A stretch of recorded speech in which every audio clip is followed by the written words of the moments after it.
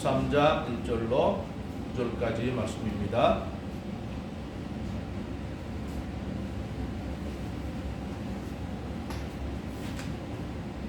그때 마침 두 사람이 와서 빌라도가 어떤 갈릴리 사람들의 피를 그들의 제물에 섞은 일로 예수께 아뢰니 대답하여 이르시되 너는 이 갈릴리 사람들이 이같이 해반함으로 다른 모든 갈릴리 사람보다 죄가 더 있는 줄 아느냐. 너희에게 이르노니 아니라 너희도 만일 회개하지 아니하면 다 이와 같이 망하리라. 또 실로암에서 망대가 무너져 치어 죽은 18 사람이 예루살렘에 거한 다른 모든 사람보다 죄가 더 있는 줄 아느냐.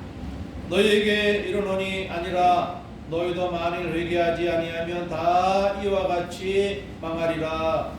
이에 비유로 말씀하시되 한 사람이 포도원에 무화과 나무를 심은 것이 있더니 와서 그 열매를 구하였으나 얻지 못한지라. 포도원 지기에게 이르되 내가 3년을 와서 이 무화과 나무에서 열매를 구하되 얻지 못하니 찍어버리라. 어찌 땅만 버리게 하겠느냐. 대답하여 이르되 주인이여 은혜로 그대로 주소서. 내가 두릅하고 보름을 드리니. 다 함께 이후에 만일 열매가 열면 좋거니와 그렇지 않으면 찍어버리소서 하였다 하시니라. 아멘. 오늘 말씀의 제목은 비극적인 사건들의 영적 의미입니다. 예수님께서 말씀하고 계실 때 두어 사람, 두 사람인지 세 사람인지 정확하지 않아서 두어 사람이라 했는데 두어 사람이 예수님께 와서 얼마 전에 조금 전에 있었던 쇼킹한 그런 소식을 가져왔습니다. 그것이 뭐냐면 빌라도가 어떤 갈릴리 사람들의 피를 그들의 제물에 섞었다는 것입니다.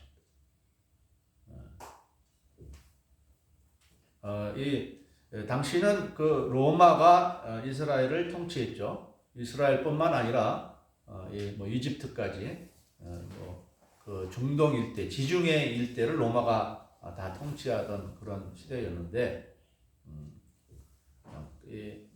로마는 그 각 나라들을 통치하기 위해서 총독들을 파송을 했는데 그 당시에 이스라엘 지역을 통치하던 총독은 바로 빌라도였습니다.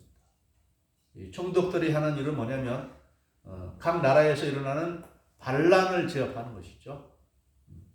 그래서 그 나라들이 감히 로마에 대해서 항거하지 못하고 세금을 잘 내도록 그렇게 하기 위한 것이죠.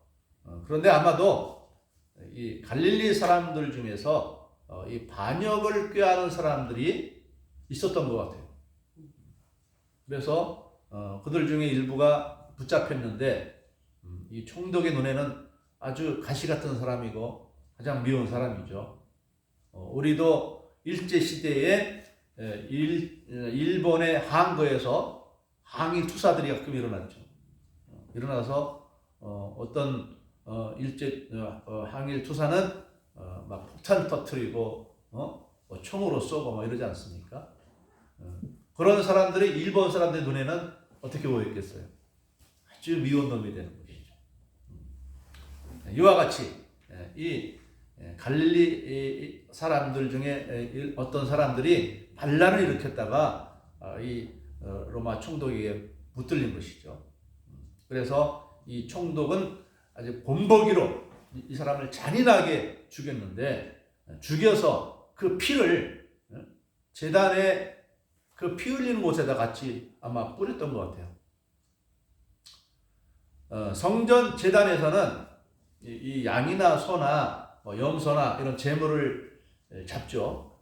제물을 잡고 이 번제를 드리는 경우에는 가죽을 다 벗겨서 각을 떠서 태우는데 그 피는 그 제단 밑에 뿌리는 경우도 있고, 버리는 이렇게 그냥 쏟아서 버리는 경우도 있고, 또 뿌리는 경우도 있고, 막 그 피를 가지고 제단에 바르고, 또 앞에 있는 그 지성소죠, 성소에다가 성소 앞에 뿌리기도 하고 막 이제 이러는데, 이 희생 제물들의 피죠.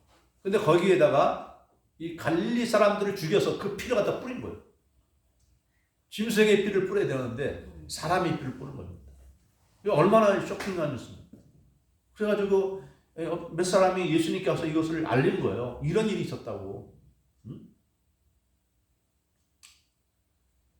아마도 이 사람들이 예수님 앞에 와서 이러한 소식을 알려준 것은 이 빌라도가 얼마나 나쁜 놈인지를 알려주기 위해서 이런 소식을 가지고 오지 않았는가 싶습니다. 그래서 예수님도 함께 이 빌라도를 성토하기 위함이 아닌가 그런 생각이 듭니다. 근데 오늘 예수님은 그렇게 말하는 사람들의 말을 들으면서 뭐라고 말씀하십니까? 너희는 이 갈릴리 사람들이 이같이 해받음으로 다른 모든 갈릴리 사람보다 죄가 더 있는 줄 아느냐 그랬습니다. 예수님은 정치적인 말씀을 하지 않죠. 정치적인 말씀을 하지 않고 영적인 말씀을 하십니다. 예수님이 이 땅에 오신 것은 정치하려고 오신 것이 아니죠. 영적으로 죄에 사로잡혀 있는 이 세상 사람들을 죄와 사망에서 건져주시려고 오신 것이지 정치하려고 오신 것이 아닙니다. 정치하러 오셨다면 예수님이 이렇게 뭐 평범한 사람으로 오시지 않았겠죠. 아주 막 큰 권력을 가지고 힘 있는 자의 모습으로 이 세상에 나타나셨지 그냥 복음을 전하는 그런 자로 오시지 않았을 것입니다. 우리 기독교는 정치 종교가 아닙니다. 그래서 정치에 너무 이렇게 끌려가서는 안 돼요. 이쪽 정치, 뭐 야당 정치, 여당 정치, 어느 정치에 끌려가면 안 됩니다. 정치에 나서는 그 신앙은 바르지 못한 신앙입니다. 그러면서 예수님이 하시는 말씀은 뭐냐면 너희는 이 갈릴리 사람들이 이같이 해받음으로 다른 모든 갈릴리 사람보다 죄가 더 있는 줄 아느냐. 이 사람들의 인생에 대해서 생각할 수가 있는 것이죠. 저렇게 비참하게 죽을 수가 있는가. 동물처럼 죽임을 당하고 그 피가 제단에 뿌려지는 저렇게 끔찍한 인생을 마친 사람들은 죄가 얼마나 많아서 저런 일을 당하는 것인가. 그렇게 생각할 수 있겠죠.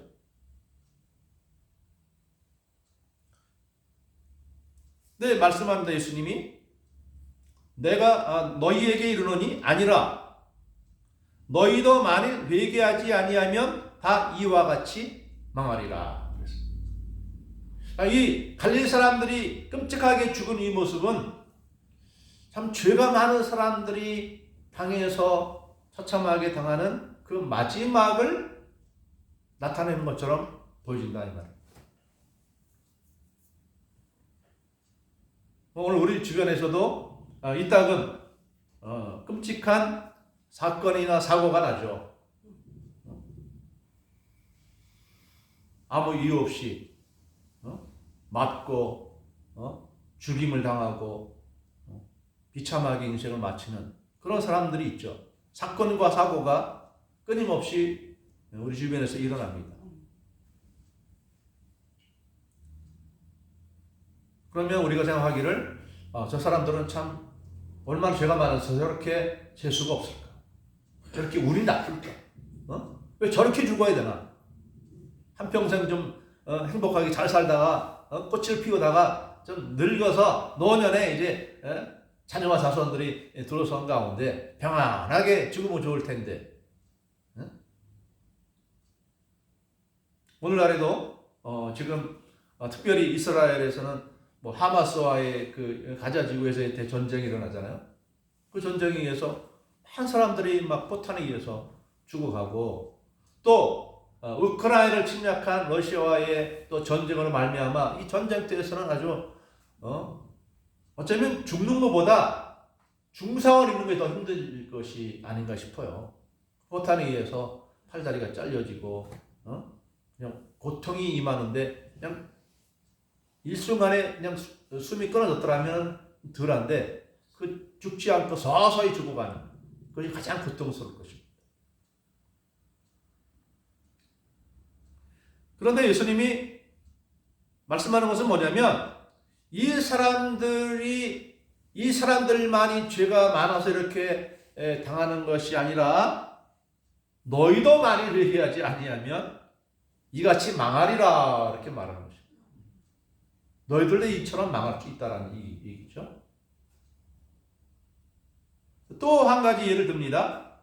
4절에서 또 실로암에서 망대가 무너져 치어 죽은 18사람이 예루살렘에 거한 다른 모든 사람보다 죄가 더 있는 줄 아느냐 그랬어요. 이거는 사고입니다. 사고. 앞에서 있는 건 사건이라면 이 뒤에서 있는 것은 사고죠. 사고죠. 사고. 우연히 일어난 사고. 그 예루살렘 이 성 중에서 실로암이라는 그 지역이 있어요. 예루살렘 큰 넓은 영역 중에서 실로암 샘물이 나는 그곳에 큰 망대, 높은 망대가 있었는데 그 높은 망대에 사람이 있었는지 없었는지 모르겠습니다. 보통 망대는 이 적군이 이 오는 것을 감시하기 위해서 세워진 것이 망대인데 뭐 이때는 평화로운 뭐 전쟁이 일어난 때가 아니기 때문에 사람이 있었는지 없었는지 모르겠지만 하여튼 그 근처에 있었던 사람이 아마 그 망대 높이 쌓여진 건축물이죠. 건축물이 이것이 이제 쓰러지면서 많은 사람들이 거기에 치여서 죽었어요. 18사람이 죽었대요. 아마 예수님이 전도하던 그 시점에서 아마 있었던 것 같아요. 오래된 얘기가 아니라 이 당시로 말하면 최근에 있었던 그런 사실을 예수님이 말씀하면서 동일한 형태로 말씀하십니다. 이 사람들의 죄가 예루살렘에 거한 다른 사람들보다 더 많아서 그런 줄 아느냐? 아니라 너희도 만일 회개하지 아니하면 다 이와 같이 망하리라. 이 말은 무슨 말입니까?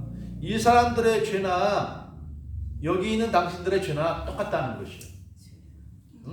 똑같다는 것이에요. 우리 과거 일본에서 엄청난 대지진이 일어났죠. 2011년도에 일본에서 엄청난 대진이 일어났고 그 대진으로 인해서 쓰나미가 발생됐죠. 그래 바닷물이 막 밀고 들어오는 바람에 뭐 몇만 명이 죽었어요. 뭐 4만 명인가 5만 명인가 엄청나게 많은 사람들이 쓰나미에 의해서 죽었어요. 또 쓰나미만 있었던 것이 아니라 후쿠시마 원자력 발전소가 폭파하는 바람에 그 원전에 원자력에 누출돼서 또 많은 사람들이 죽고 그 지역에 있는 사람들이 땅이 다 완전히 사람이 살 수가 없는 그런 지역이 됐어요. 위에 과거 소련에 있었던 체르노빌 원전 사고에 못지않은 엄청난 비극적인 사건이었어요. 많은 사람들이 죽고 또 피폭이 돼서 질병에 걸리기도 하고 많은 사람들이 수십만 명이 그 지역을 더 이상 살아갈 수 없는 그리고 그 바다에서 나는 뭐 생선도 먹을 수 없는 그런 상황이 된 것이죠. 그래서 우리는 어떻게 생각했습니까? 일본 사람들이 죄가 많았어. 과거에 우리나라 그렇게 점령해가지고 고통을 많이 주었기 때문에 벌 받아서 그런 거예요. 그죠? 그렇게 생각하지 않았습니까? 맞아요. 근데 이 방식으로 예수님이 말씀하신다면 어떻게 되겠어요? 일본 사람들만 죄가 많아서 그런 줄 아느냐? 너희도 회개하지 않으면 이같이 망하리라. 이같이 망하리라.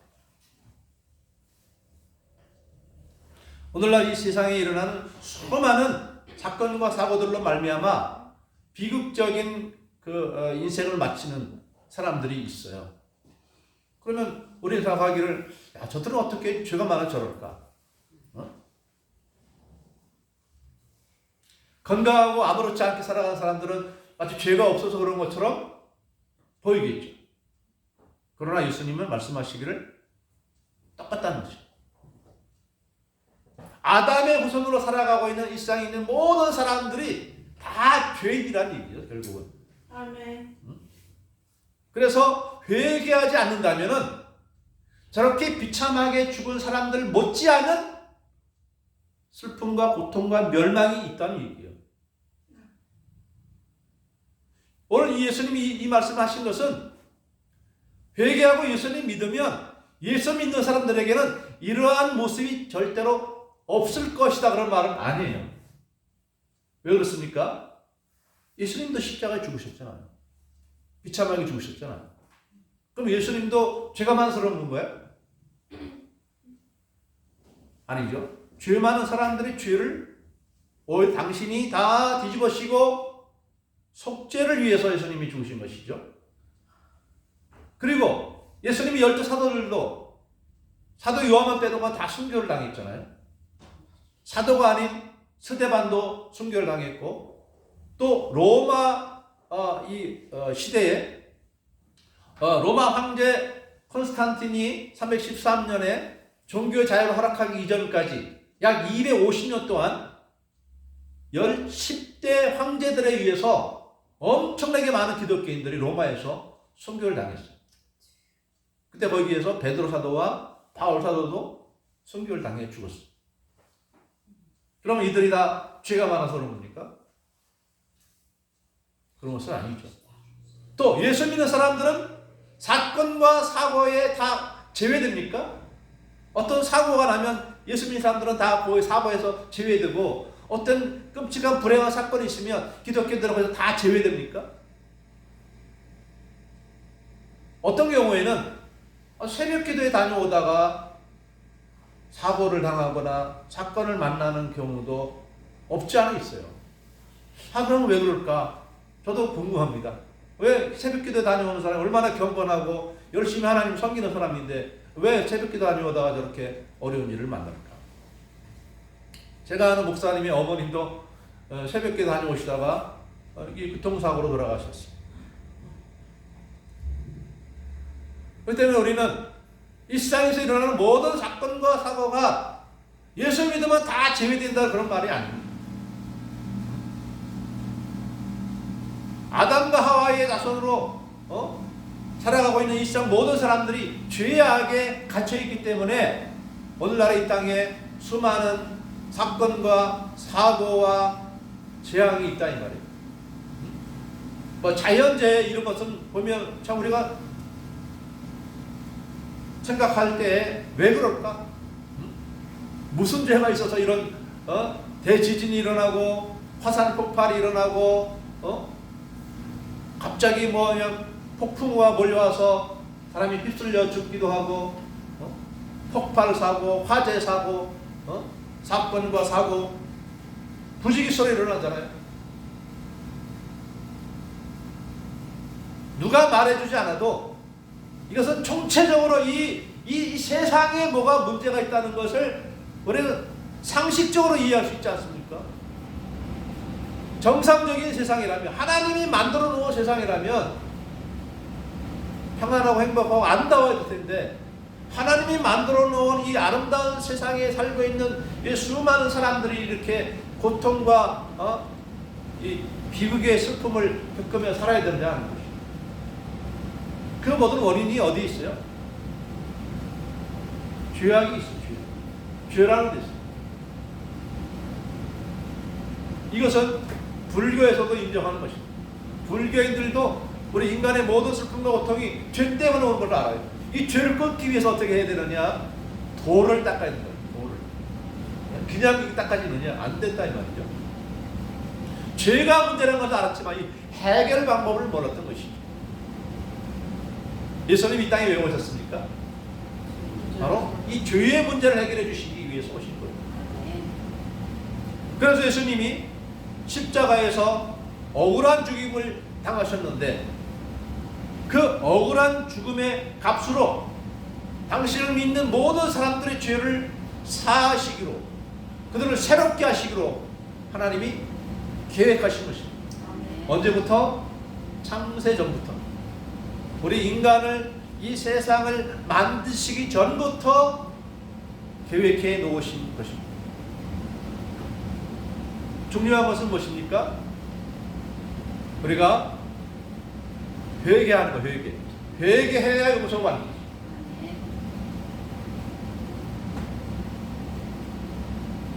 어떤 부모에게 자녀가 있어요. 자녀가 나쁜 짓을 했어요.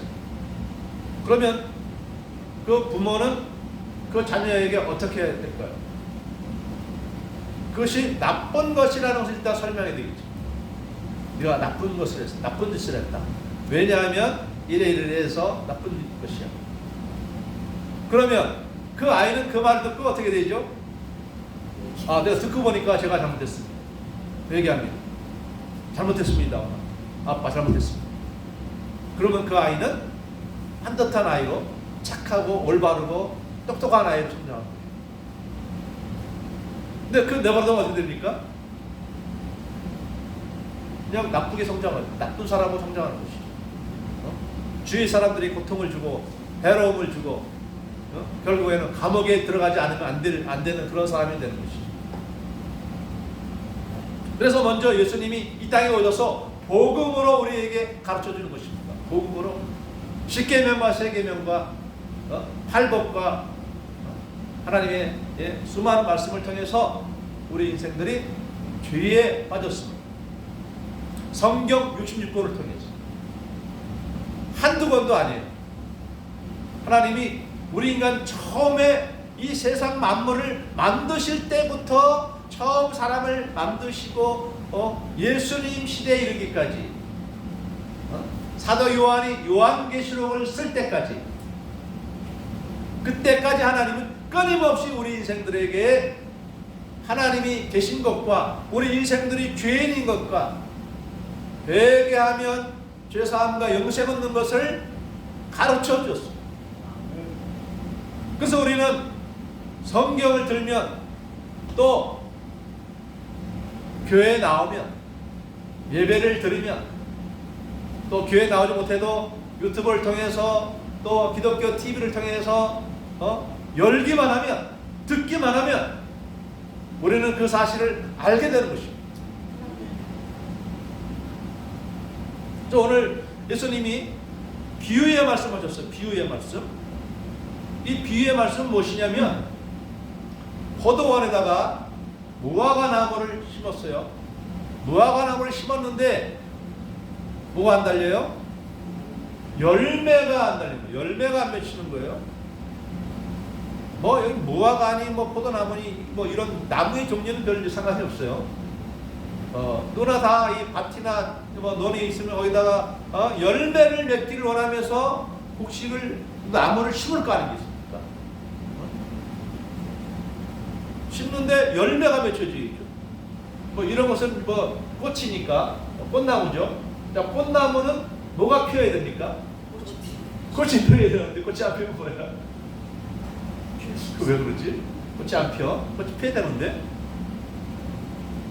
시들시들해가고. 그럼 뭐 이거 죽었나? 안 죽었나? 안 죽은 것 같으면 이제 걸음을 주기도 하고 뭐 흙을 바꿔주기도 하고 정성을 들여야 되겠죠? 그런데도 계속 꽃이 안 피어. 꽃이 안 피는데 거기에 정성을 쏟을 이유가 있어요? 없죠. 자, 포도원에다가 땅의 일부를 이렇게 좀 이제 포도나무를 걷어내고 거기다가 무화과 나무를 심었어요. 무화과 나무 열매를 먹고 싶어서 무화과 나무를 심었는데 열매가 매달리질 않아요. 그 농부 입장에서 뭡니까? 쓸데없이 수고하는 거잖아요. 열매 잘 맺는 나무를 거기다 심어서 그 열매를 먹는 게 낫지. 열매도 맺지 못한 나무에 거름을 주고 정성과 시간을 들일 필요가 없다 이 말이에요. 그래서 주인이 뭐라고 말합니까? 포도원지기에게 내가 3년을 와서 이 무화과 나무에서 열매를 구하되 얻지 못하니 찍어버리라. 어찌 땅만 버리게 되었느냐. 이 무화과 나무가 우리 주변에 덜어 있죠. 빌라 이 근처 어디 가면 여기 동산교회 옆에 가면 무화과 나무가 있더라고요. 너무 많이 자랐어요. 근데 이 무화과 나무는 이 가지를 쳐서 이렇게 이제 심는 건데 씨가 때로 없대요. 가지를 쳐서 이렇게 심어 놓는데 심어놔서 거름을 잘 주고 하면은 그 해에 열매가 달린대요. 그 무화과 농장하는 사람이 알려준 거예요. 가지를 잘라가지고 아주 거름을 잘해서 심어 놓으면은 채소처럼 그 해에 바로 열매가 달린대요. 그리고 또 이제 그 뭐가 나면 이제 뭐 2년, 3년 되고 이제 3년 되면 3년 정도 되면 더 많이 맺히겠죠. 첫해 가지치기를 해서 심자마자 열매를 딸 수 있을 정도면 3년이면 더 많이 거둘 수 있겠죠. 그런데 이 포도원의 그 주인이 3년 동안 왔는데 3년 동안 열매를 못 맺은 거예요. 그러니까 저 열매 저 포도 저기 무화과 나무 저거 뽑아버려라, 없애버려라. 왜 땅만 이렇게 못 쓰게 만들겠느냐 이 말이죠. 그러니까 그때 농부가 말합니다. 8절에서 대답하여 이르되 주인이여 금년에도 그대로 두소서. 내가 두릅하고 거름을 주리니 이후에 만일 열매가 열면 좋거니와 그렇지 않으면 찍어버리소서. 그동안 이 농부가 정성을 들인 게 있잖아요. 수고한 게 있잖아요. 그러니까 올해 한 해만 더 수고해 봐서 그래도 열매 안 달리면 그때는 찍어버리겠습니다. 이런 얘기죠. 예수님이 이 말씀을 왜 하셨을까요? 첫째는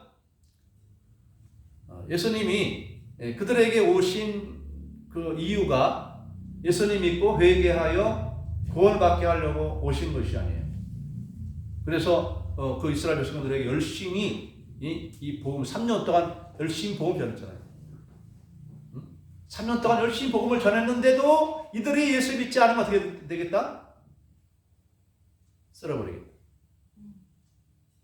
쓸렸습니까? 안 쓸렸습니까? 실제로 쓸렸죠. 예수님 3년 동안 열심히 와서 복음을 전했고 그때만 전했습니까? 예수님이 부활 승천하신 이후에도 그 땅에 누가 남아 있습니까? 예수님의 제자들이 남아서 또 성령 받아서 120명의 성도들이 성령 받아서 또 열심히 복음을 전해서 그런 또 횟수가 얼마입니까? 결국 예수님이 부활 승천하신 이후 약 40년 정도의 시간을 하나님은 또 여유를 준 거예요. 이스라엘 백성들이. 그런데도 끝까지 믿지 않고 오히려 예수 믿는 사람을 핍박해서 죽이고 하는. 그래서 이스라엘에 남아있는 기독교인들이 다 이제 다른 나라로 이제 흩어지는 거예요. 흩어져서 오히려 이스라엘 주변에 있는 나라들은 다 예수 믿고 기독교인들이 얼마나 많아졌는지 몰라요. 그런데 이스라엘 땅에 예수 믿는 사람은 없어요. 다 그냥 막 핍박을 해서. 베드로 사도도 예루살렘이 끝까지 남아 있었는데 결국 로마까지 갔잖아요. 만약 핍박을 안 했으면은 이스라엘 남아가지고 열심히 복음을 전했겠죠. 큰 교회를 세우고 좀 기독교가 번성했겠죠. 베드로가 왜 이스라엘 놔두고 왜 로마까지 갑니까? 갈라디아서 보면은 베드로는 유대인의 사도요. 바울 자기는 이방인 사도라고 그러는데 왜 유대인의 사도가 왜 이방 땅에 가 있어요? 핍박을 하는 거예요. 결국 70년, 서기 70년 이때 이스라엘은 완전히 로마에게 파괴되고 망해서 다 뿔뿔 흩어졌습니다. 1948년도에 독립을 할 때까지 이스라엘은 나라 없이 떠돌아다니는 유랑민족이었어요. 그렇게 비참하게 완전히 다 쓸려버렸어요. 이것이 나타내는 영적인 의미가 무엇이냐 이 말입니다. 오늘 우리들에게도 이 무화과 나무에게 쏟아지는 정성만큼 오늘 우리들에게도 하나님이 우리로 예수 믿고 구원받고 복받을 수 있을 그러한 충분한 시간과 은혜를 베풀어 주셨다. 이 복음을 수도 없이 듣게 해주셨어요. 이것이 복인 거예요. 복된 해입니다. 복된 거. 또 이 무화과 나무에게 이 농부가 조금만 더 기다려 주십시오. 이때는 아직도 은혜에 따라 있는. 우리는 어떻게 되느냐? 회개라고 하는 것은 이 열매에 비유하는 것을 이제 회개로 비유한 것이죠. 회개는 뭡니까? 단순히 내 입으로만 잘못했어요 하는 것이 회개입니까? 아니죠. 이 잘못된 삶을 내어버리고 올바른 삶으로 돌아오는 것이 바로 회개죠. 그래서 이 믿음과 회개는 양면이에요. 양면. 회개한다는 것은 믿는 것이고 믿는 것은 회개하는 것이. 회개하는 것은 뭐냐? 회개의 열매가 맺혀져야 되는 거예요. 회개의 열매가 무엇입니까? 저는 10계명과 세계명의 삶으로 돌아오고 팔복의 삶으로 돌아오는 거예요. 이것이 열매 맺는 것입니다. 자, 이 첫째 열매는 무엇입니까? 10계명으로 따지면 뭐죠? 하나님만 섬기는 거죠. 1, 2, 3, 4계명. 여러분들이 이 자리에 와서 하나님 섬기는 것으로서 1, 2, 3, 4계명이 이루어지고 있는 것이죠. 그 다음에 무엇입니까? 내 부모를 공경하고. 예수 믿는 사람들의 이 하나님을 경외하는 이 삶의 첫 번째 열매는 부모 공경으로부터 나와야 되는 것입니다. 부모 공경. 부모님 어떤 분이에요? 하나님, 제2의 하나님 아닙니까? 부모가 우리 생명을 줬잖아요. 날 정성껏 양육해 줬잖아요. 근데 그 부모를 어떻게 돼요? 공경해야죠. 그래서 예수 믿는 사람들이 부모 공경하지 않는 것은 신앙이 전혀 없다고 봐야 돼요. 응? 가장 우리가 먼저 이웃 중에서 가장 가까운 이웃, 가장 고마운 이웃이 우리 부모인데 부모를 외면하는 기독교인, 부모를 외면하는 목사, 장로, 집사, 성도, 부끄러운 거죠. 부끄러운 겁니다. 우리는 10계명뿐만 아니라 세계명까지도 잘 지켜야 되겠죠. 우리 모든 이웃을 사랑하는 것입니다. 부모를 위시해서 내 형제와 자매와 자녀와 우리 모든 이웃을 사랑하는 삶이 바로 10계명의 삶이고 또 팔복의 삶이고. 그래서 우리 성령의 9가지 열매도 있죠. 이런 것들이 우리 다 비교해 보아야 됩니다. 자, 성령의 9가지 열매와 전도의 열매를 우리가 맺을 때 우리가 참 예수님 보실 때 정말 잘했구나. 열매가 많이 맺혔네. 이렇게 말씀하지 않겠습니까? 아멘. 우리 성령의 9가지 열매 뭐죠? 갈라디아서 5장 22절 3절에서 제일 먼저 뭐죠? 사랑. 히라가 뭐죠? 영어로 말하면 joy라고 joy, 기쁨. 기쁨. 그다음에 화평, 피스, 평화. 요 세 가지는 우리 기독교인들이 가장 먼저 맺어야 될 열매들이죠. 사랑. 사랑이 있으니까 뭐가 생겨요? 희락, 기쁨이 생기죠. 기쁨이 있으니까 자동적으로 뭐가 생깁니까? 마음에 평화가 있죠. 평화가 있죠. 평화는 화평, 화목이라는 말 같은 말도 돼요. 피스라는 말이. 피스메이커 그러잖아요. 화목할 때 사랑이 있고, 화목할 때 기쁨이 있죠. 이 세 가지가 있죠. 이 세 가지를 이루기 위해서는 또 뒤에 받쳐지는 게 있어야 돼요. 뭐가 받쳐져야 되겠죠? 오래 참는 거죠. 오래 안 참으면 사랑이 안 되죠. 오래 참아줘야 사랑이 되지. 그냥 너 화가 난다고 막 뒤맞고 미국에서는 화나면 어떻게 해요? 미국 사람들은 총 쏴버려요. 그러니까 이게 참 아주 이거 끝장나죠. 단번에 끝장나잖아요. 총으로 쏘면은. 우리나라는 이 총기 소유가 없는 것이 얼마나 참 감사한 일인지 몰라요. 응? 총을 가지면 그 자체로 이제 죄가 되니까. 화가 나도 우리나라 총 안 쏜다 이 말이죠. 응? 그래서 참 감사한 일이에요. 오래 참을 줄 알아야 되고 또 뭡니까? 자비. 응? 불쌍히 여기는 거죠. 자비. 응? 자비. 그다음에 양선이라면 뭐 카인드니스, 친절하게. 오래 참고 좀 불쌍히 여기면서 친절하게 대하는 것이죠. 그다음에 뭡니까? 다른 세 가지. 온유. 사실 친절과 온유랑 거의 비슷하죠. 온유. 또 충성. 잘 머리 뒤받는 사람은 충성이 아니죠. 잘 뒤받는 짐승이 뭐죠? 염소. 그래서 양과 염소의 비유를 들여 예수님이 양은 성도들을 비유하고 염소는 이제 이 세상 사람들을 비유했죠.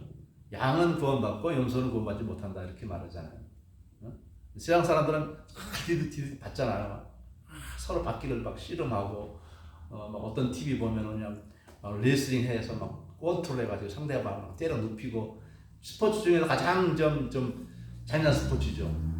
레슬링, 권투 막 상대방 막 피가 흘리고 막 쓰러져야 막 격투기 막 이런 거 가능한 이런 거 안 보는 게 좋을 것 같아요. 상대방 쓰러뜨려 죽여야 쓰러뜨려야 막 그렇게 이기는 거 좀 이상합니다. 충성 그다음에 뭡니까? 마지막에 절제. 이 가장 이제 마지막 끝판왕이 절제는 절제가 잘 되면은 그런 이제 아주 이 믿음의 높은 수준에 올라와 있는 것이죠. 절제가 가장 어려운 거잖아요. 절제. 그래서 우리는 이 분노의 절제, 특별히 분노의 절제. 또 낙심하는 절제도 낙심하면은 이게 우리 사람이 어두워집니다.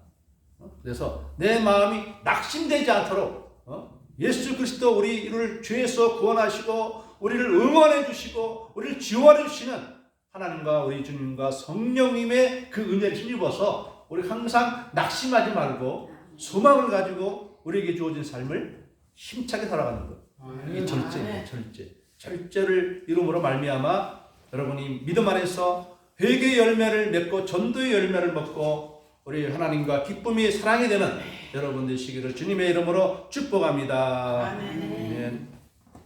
기도하겠습니다. 사랑의 하나님, 자비로우신 주여, 하나님께서 우리 대한민국 또 저희들에게 큰 은혜와 복을 베풀어 주셔서 매 주일마다 또 수요일마다 새벽마다 예배를 드리며 하나님을 섬길 수 있는 이러한 믿음의 자유와 또 이런 믿음의 은혜를 누릴 수 있도록 은총 베풀어 주셔서 감사와 영광을 돌립니다. 하나님, 아직도 이러한 은혜를 알지 못한 사람들이 우리 주변에 많이 있는데 하나님 아버지여, 예수님과 그 사도들이 사랑과 인내와 정성으로 그들에게 복음을 증거함으로 그 영혼들이 다 구원에 이른 것처럼 하나님 아버지, 우리를 통해서 우리의 부모님, 우리 형제들, 자녀들, 우리의 친구들, 이웃들이 다 주님께로 돌아와 영생 얻는 전도의 열매와 성령의 열매를 맺는 그 기쁨이 우리 안에 날마다 충만하게 하여 주시옵소서. 간구하며 감사하며 예수님의 이름으로 기도드리옵나이다.